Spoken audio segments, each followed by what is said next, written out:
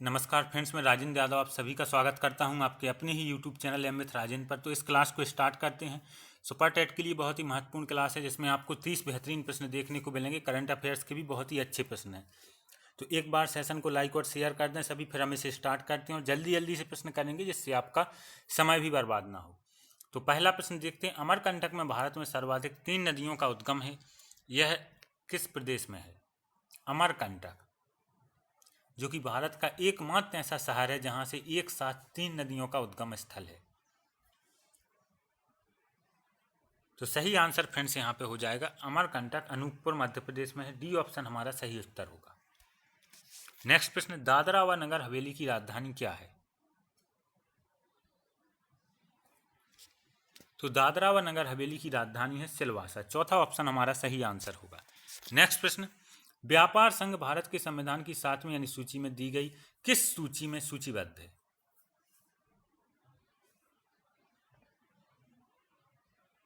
तो व्यापार संघ है यह संवर्ती सूची में है, जिस प्रकार से चौथा ऑप्शन हमारा सही आंसर होगा। नेक्स्ट प्रश्न, जब कोई निचली अदालत अपने अधिकार क्षेत्र का अतिक्रमण करके किसी मुकदमे की सुनवाई करती है तो ऊपर की अदालतें उसे करने से रोकने के लिए क्या जारी करती हैं?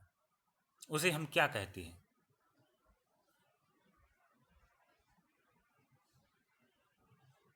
तो इसे कहते हैं प्रतिषेध लेख। प्रतिषेध लेख को किसी उच्च न्यायालय द्वारा तब जारी किया जाता है जब कोई अवर न्यायालय अपने अधिकार क्षेत्र का अतिक्रमण करती है। तो सही उत्तर होगा तीसरा ऑप्शन। नेक्स्ट प्रश्न, 1930 में किसकी गिरफ्तारी के कारण पेशावर की सड़कों पर उग्र प्रदर्शन हुए? पेशावर जो कि अब पाकिस्तान में है।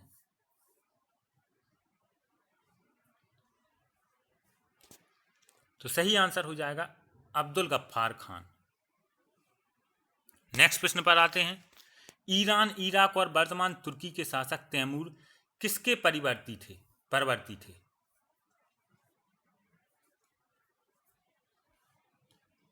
तो मुगल 2 महान शासकों की वंशावली के वंशज थे। वे मातृ पक्ष की ओर से केंद्रीय एशिया, चीन और मंगोल जनजातियों के शासक चंगेज खान के वंशज थे, और अगर पितृपक्ष की ओर से बात की जाए तो वे ईरान, इराक और तुर्की के शासक तैमूर के उत्तराधिकारी थे। तो मुगल इस प्रश्न का सही उत्तर होगा।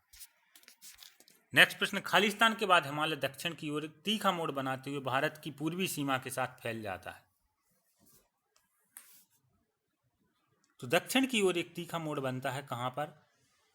अरुणाचल प्रदेश में, दिहांग महाखड्ड। सही आंसर हो जाएगा दिहांग महाखड्ड, दूसरा ऑप्शन। नेक्स्ट प्रश्न, राष्ट्रीय राजमार्ग ए के लेह को किस दर्रा से होती है कश्मीर घाटी से जोड़ता है?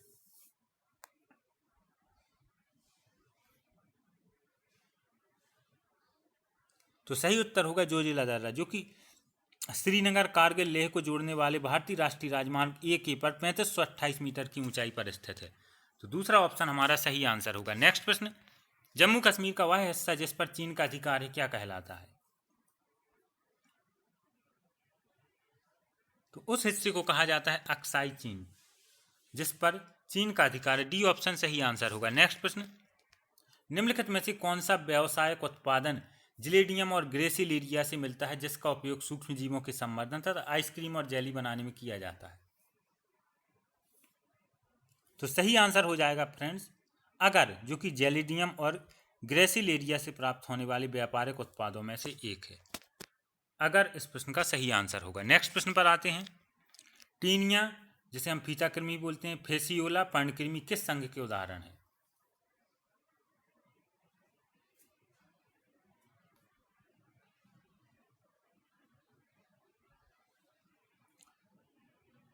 तो टीनिया और फेसियोला ये प्लेटीहेल्मिन्थीन का उदाहरण है। तो इस प्रकार से दूसरा ऑप्शन हमारा सही आंसर होगा।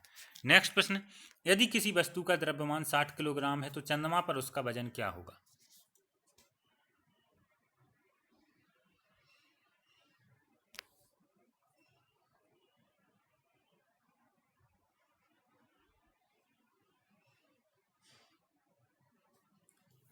तो सही आंसर फ्रेंड्स यहाँ पर क्या हो जाएगा? बहुत ही अच्छा प्रश्न है।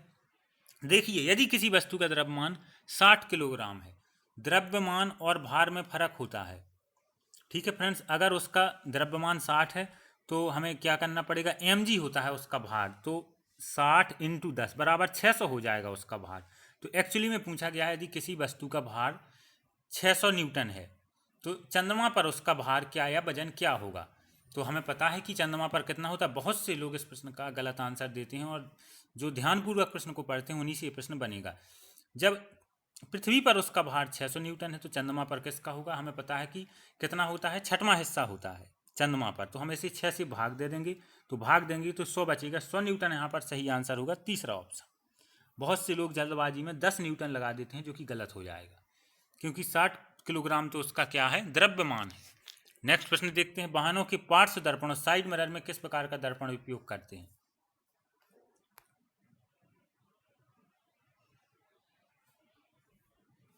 तो सही उत्तर हो जाएगा फ्रेंड्स क्या, उत्तल दर्पण। जो वाहनों में साइड मिरर होते हैं वो क्या होते हैं, उत्तल दर्पण। नेक्स्ट प्रश्न, अम्ल और क्षारक की अभिक्रिया में लवण के साथ और क्या बनता है। तो अम्ल और क्षारक की अभिक्रिया में लवण के साथ पानी भी बनता है। तो सही आंसर होगा चौथा ऑप्शन, पानी। नेक्स्ट प्रश्न, वर्तमान में भारत के किस स्थान को सफेद पानी के नाम से जाना जाता है।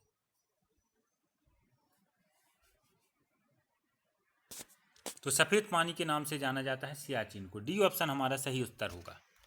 नेक्स्ट प्रश्न, निम्नलिखित में से कौन सा प्रमुख अजैव कारक नहीं है।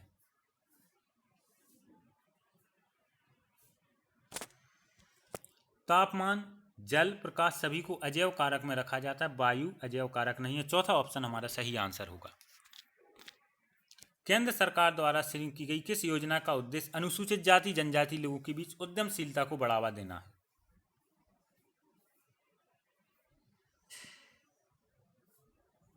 तो नरेंद्र मोदी द्वारा शुरू की गई स्टैंड अप इंडिया स्कीम का उद्देश्य नए उद्यम की स्थापना के लिए 10 लाख से लेकर 1 करोड़ रुपए तक का ऋण अनुसूचित जाति और जनजाति के लोगों के लिए। तो सही उत्तर यहाँ पे क्या हो जाएगा, stand up India scheme. Next प्रश्न, पोटेशियम की खोज किसने की। तो पोटेशियम की खोज सबसे पहले 1807 में हम्फ्री डेवी द्वारा की गई। पहला ऑप्शन सही आंसर होगा। नेक्स्ट प्रश्न, 2020 फार्मूला 1 बहरीन ग्रां प्री का विजेता कौन रहा।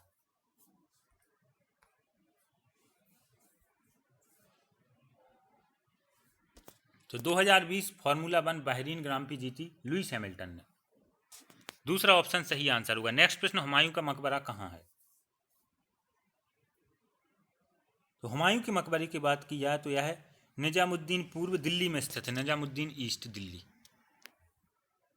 तो दूसरा ऑप्शन सही आंसर होगा। नेक्स्ट प्रश्न, केंद्रीय उष्णकटिबंधीय बागवानी संस्थान कहाँ है।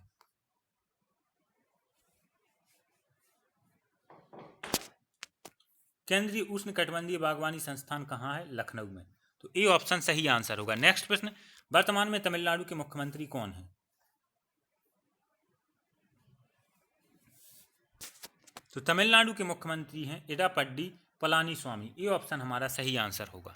नेक्स्ट प्रश्न, नई मुक्ति योद्धा छात्रवृत्ति योजना के तहत भारत ने किस देश के स्वतंत्रता सेनानियों के बच्चों को 35 करोड़ रुपए दिए। तो 35 करोड़ रुपए दिए गए किस देश के स्वतंत्रता सेनानियों के लिए, बांग्लादेश। तीसरा ऑप्शन हमारा सही उत्तर होगा। नेक्स्ट प्रश्न, कौन सा देश दक्षिण एशियाई मुक्त व्यापार क्षेत्र का हिस्सा नहीं है।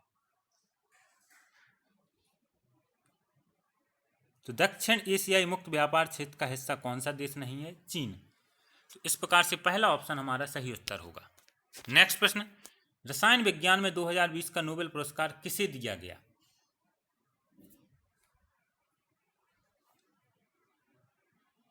तो रसायन विज्ञान में 2020 का नोबेल पुरस्कार किसे दिया गया, एमैनुएल चारपेंटियर और डोडना को, जेनिफर डोडना। तो ए और बी इस प्रश्न का सही उत्तर होगा, चारपेंटियर और डोडना को। नेक्स्ट प्रश्न, म्यांमार में भारतीय निर्मित सिटवे बंदरगाह किस वर्ष चालू होगा। तो इस सिटवे बंदरगाह म्यांमार में निर्मित भारत द्वारा वह कब, 2021 की पहली तिमाही में। तो दूसरा ऑप्शन हमारा सही आंसर हो जाएगा।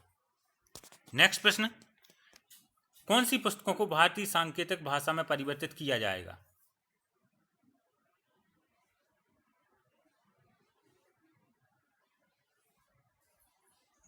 तो अगर हम बात करें यहाँ पर एनसीईआरटी और इसके साथ साथ आईएसएलआरटीसी के बीच एक समझौता हुआ है जिसमें एनसीईआरटी की सभी पुस्तकों को सांकेतिक भाषा में परिवर्तित किया जाएगा। तो दूसरा ऑप्शन सही आंसर होगा। नेक्स्ट प्रश्न, नौगढ़ रेलवे स्टेशन का नाम बदलकर क्या रखा गया? थोड़ी सा लास्ट में मिसप्रिंट है। नौगढ़ रेलवे स्टेशन का नाम बदलकर क्या रखा गया है?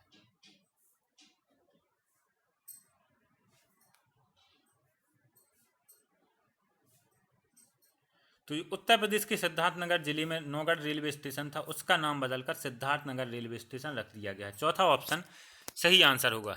नेक्स्ट प्रश्न, दिनेश कुमार खारा किस बैंक के नए अध्यक्ष बने हैं?